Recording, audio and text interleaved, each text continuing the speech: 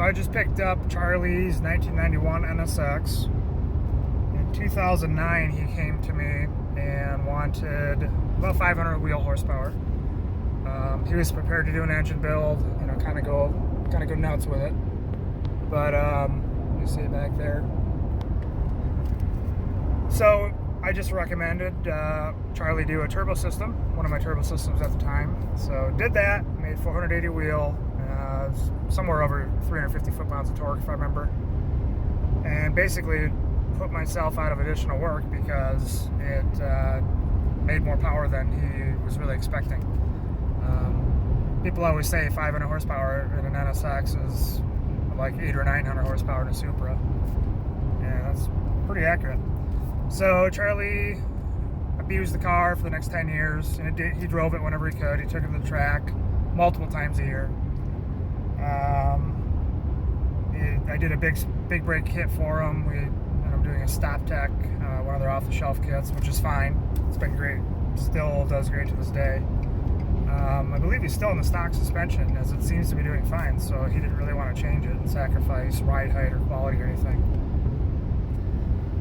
So fast forward to last year,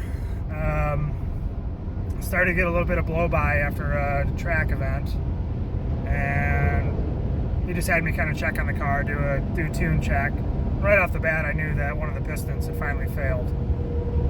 Mind you, Charlie was hoping to maybe get a year, maybe two out of the last build, if you will. So his expectations were exceeded.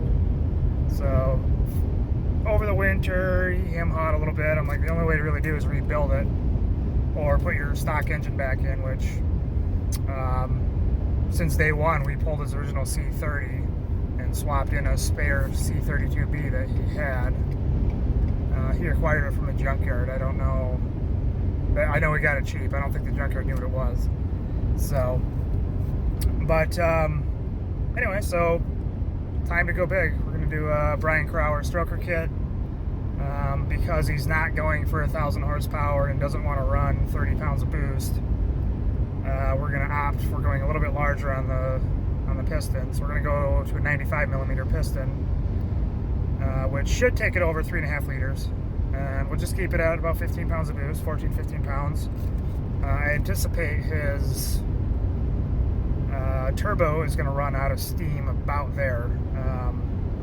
We're probably going to see a real torque monster of an engine, and then it's going to taper off on horsepower. He's got an older Precision 60 millimeter, if I remember right. I don't even remember. It's been a decade.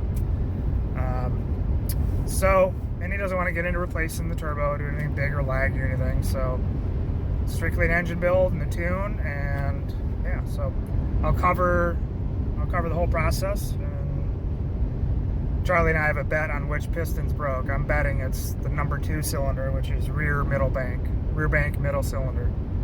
So I guess whoever's right gets a beer. So stay tuned. I'm gonna get this engine out this week because I'm heading to Pikes Peak